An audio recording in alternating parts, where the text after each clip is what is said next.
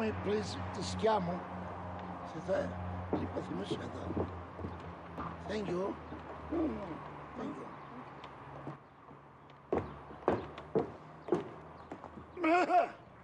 Παιδιά, καλώς ορίσατε στο σχολείο μας για την εφετινή έναρξη των μαθημάτων σας.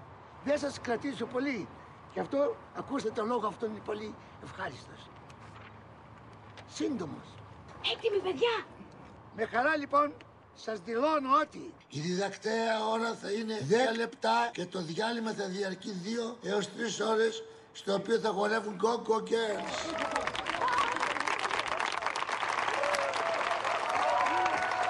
Είδες ενθουσιασμό, είδες τα λέω ωραία.